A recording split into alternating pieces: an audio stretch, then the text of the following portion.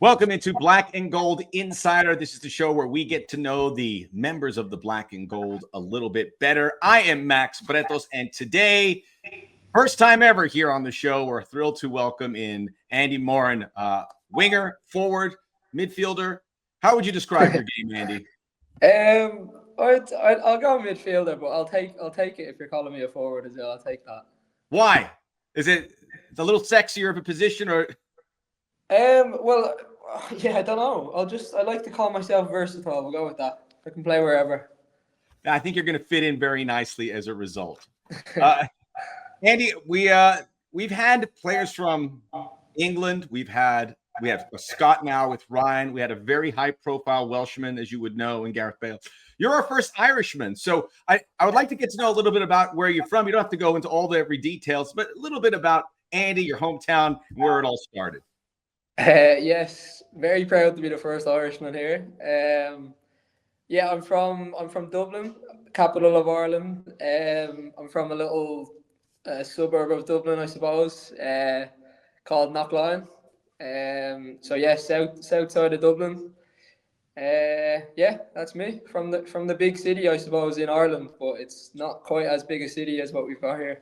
No, it isn't. But I can't really tell. I've never been to Dublin. It's on my list of places to go. One day I shall get there. Yeah, I hope. You've got to go. You've got to go. I'll show you around. And that's a deal. By the way, I did a search on you, and the first to come up is a Gaelic footballer called Andy Moran. Are you familiar? Yeah. He plays for a different county called Mayo. Yeah. Well, he used to play. One of the best ever to play.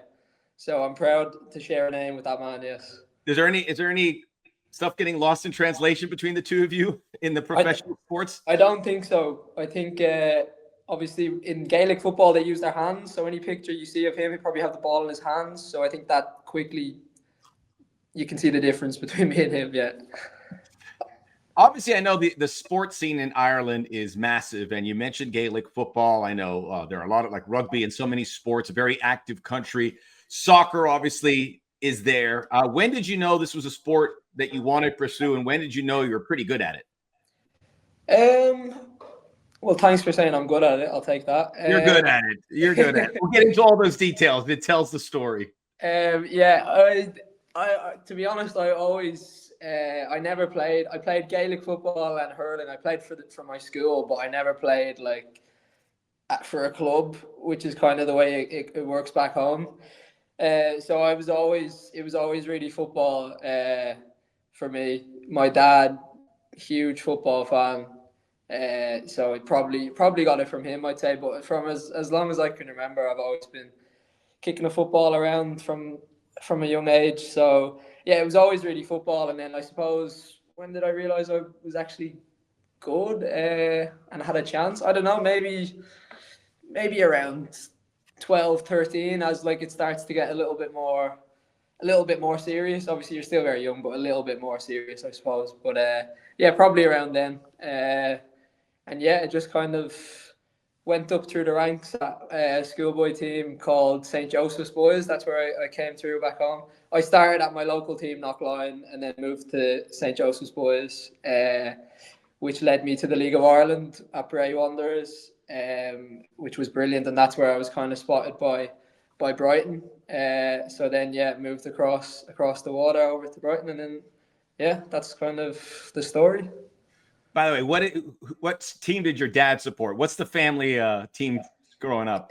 My dad, funny enough, is a Southampton fan, which is not the most common back home in Ireland. It's usually Man United or Liverpool. But my dad was a Southampton fan, and I ended up supporting Arsenal, which was my granddad's team. So yeah, that was me growing up. Arsenal fan with a father who supported Southampton. You couldn't do Southampton. Go, Dad. Sorry. I said, yeah. I think I must have knew I was going to be moving to Brighton when I was older, because they're South Coast rivals. So that would right. That's right. That's down on the South Coast. Well, that's wonderful. And by the way, I mean, you kind of went la-di-da, Brighton located. This is a Premier League team, and one that's done very well.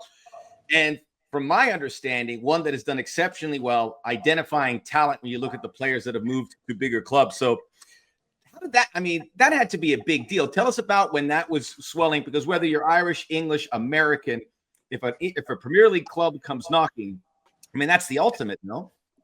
Yeah, I suppose so. And I was very young. I was 16 at the time. I think I might have been 15 when I went on trial at Brighton. Because I was kind of, I don't know, I was maybe spotted by one of their scouts and just brought over on trial to kind of have a look. And yeah, luckily the trial went really well. I went over with one of my teammates at the time, Lee Kavanagh. So we both actually done quite well on our trial. So they signed us both for the academy team. So yeah, no, it was amazing. But it was still a big decision leaving home at 16. I've said it before. I was quite hesitant. I was quite like a home bird type of thing. So I was a bit nervous about leaving home and everything. But no, it was so easy once I got there. They treat you so well, and yeah, I'm so glad I did it. And in the end, yeah. A bit nervous from leaving home. Well, you're still a young man, and you're a long way from home now. Have you gotten used to it? A bit nervous from leaving home, and now I'm in LA. Doesn't really make sense, but yeah, no, I'm well used to it now. I've been living away from home, even though England is a lot closer than LA is to Dublin. But no, I've been living away from home for like oh god, nearly 5-6 years now. So no, I'm well used to it now. I'm well used to it. Any plans with the family coming out to visit? They've already been twice. My mom and dad came to. They started at the San Jose game in Levi Stadium. That was their first game. They flew into San Francisco because I've got my auntie and uncle are living there, so they stayed with them. It actually worked perfect because that ended up being my first game as well. So they were here for a week, and then as soon as they left, my brother flew out. So he's been here the past week. He went home last night. So I've been very busy. It's like I'm at home, really. You gotta keep the social calendar up and running, I imagine. Yeah, it's very busy. It's like a substitution, one in, one out, basically. So yeah, no, it's been really good. I've been getting to see all the sites with them. I've been like a tourist, to be honest. Yeah. You mentioned auntie and uncle up in San Francisco. Have you come to the United States before? My first time in America was in the summer. I came on holiday with my friends to Chicago. That was my first time in the States. Yeah. Wonderful city. You got the big cities for Dublin, Chicago, LA. I think you're a bright lights, big city guy. Apparently so, by accident. Yeah, it seems like it. You mentioned that you can play a lot of positions. I know it's very viable here with LAFC, but what are the positions you would say you excel at, where you could help LAFC the way they play? Yeah, I think, to be fair, in football nowadays, like the positions change so much and everyone's so flexible that as long as you're in kind of a good style of team, I think the position doesn't really matter as much as maybe it used to. But anywhere in midfield or anywhere in like pockets of space where I can get on the ball and try to get turned, I think that's probably my best. I'd probably say like a number 10 is probably my favorite position. But yeah, like I'm happy to play anywhere, and I think I'm able to kind of adapt my game based on where I'm playing, if you know what I mean. Absolutely. Smart man. So try to be. I don't know about that. You're with Brighton, and then you do a loan. You're in the EFL Championship, doing pretty well there. Then LAFC, this club comes knocking on the door. Tell us about their approach, and what was your reaction when you found out this team from MLS, particularly LAFC, came, and what did you know about them? No, it was amazing, and to be fair, the timing of it was similar to. It was a few weeks later, but from when Sonny came, and obviously that was big news at the time. So I'd heard so much about the club and everything, but yeah, no, it was just when I heard the interest, it was just like it kind of caught me off guard. Like it was completely left field, and it was just something so different that I didn't even have in my head. But as soon as I heard the interest, and Neil and John kind of presented the opportunity and showing me what it would be like and how it would actually look, it was just really exciting, and it was something that was like hard to say no to be honest. Just the chance to play in like a completely different continent, a different style of football. And obviously I'm still pretty young in terms of football, so it's just so much learning that I'm doing, and I'm really enjoying it here, to be honest. Fortune favors the brave, Andy, and you certainly took that risk. But you heard about Sonny moving here first. Did that help, or that kind of open your eyes up a bit about the possibility of the club that you were going to?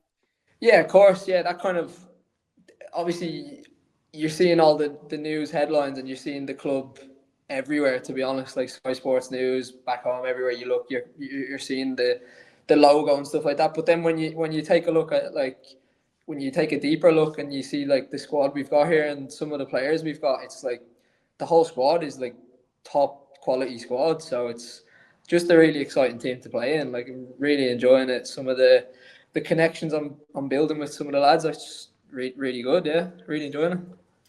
You are LAFC's first Irishman, but Irish players have made a mark in MLS, notably the great Robbie Keane. Did you reach out to any of the guys? I mean, there's about 15 or so that have played here, some high stature, some that are starting their career. Any of those guys you lean into for some advice or maybe heard something?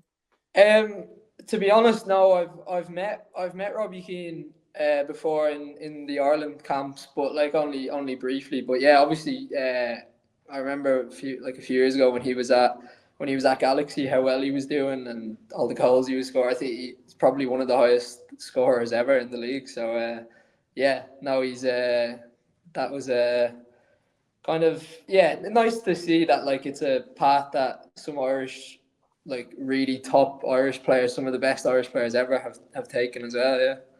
If you ever run into Robbie Keane, you have a talking point now. You got to be all business and you got to point to the LAFC badge and go, we know who runs LA.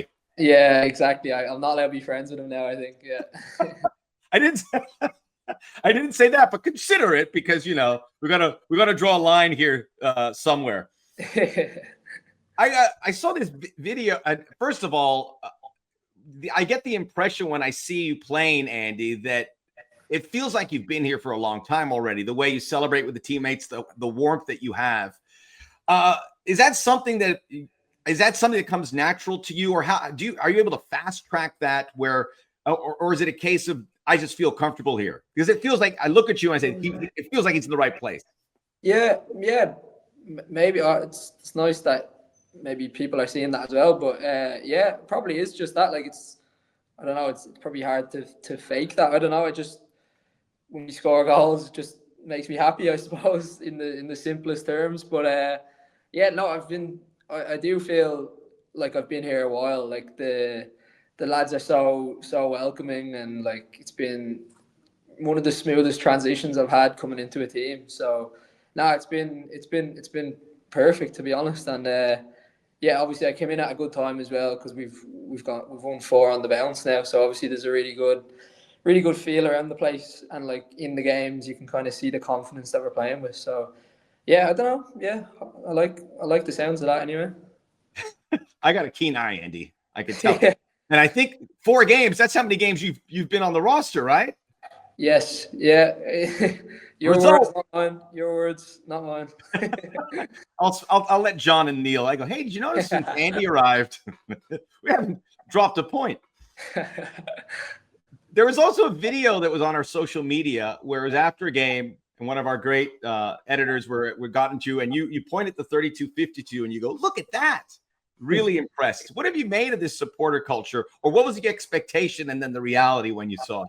Yeah, no, it's amazing. To be honest, I didn't know too much about it before coming, and Neil and John had kind of explained it to me, and I was obviously believing them, but like, to see it actually in person is so different. Like, the constant backing, like in our home games, like it's constant throughout the whole game, just pure support. And even I think we went 1-0 down that game, and you're still like pure support, the fans completely behind you. Like, it's amazing, and the noise that they generate is brilliant. So it must be, I can only imagine what it's like for an away team playing in that atmosphere. So yeah, it helps us so much. Andy, I've covered this league for a long time, and I've seen it transform. And players like you coming here never would have happened many years ago. And now you see it happening, and I get to speak to you and hear about it. And the idea of the growth of the league comes down to the experience. So obviously, with what you've seen, it's a small sample size. But this is, if someone asked you about MLS and LAFC, and they were interested in coming over here, well, what would you tell them? I would have absolutely no hesitations. Like it's a top quality league with top quality international footballers. So I don't really see what maybe the stigma is, because everything I've seen is like completely top class. The facilities really good. The stadiums you play in, amazing. The quality of the football, really good. So it's been everything that I hoped it would be, to be honest. I asked this to Ryan, who is amongst the Scottish national team, hoping to get back in there. Obviously, a World Cup looming here. Yeah. As a young player with those aspirations, and you've been brought into the Irish camp in the past, your current manager, Heimir Hallgrimsson, and I apologize if I didn't say that correctly, but he's familiar with this region. He used to coach Jamaica, so I think he gets an idea.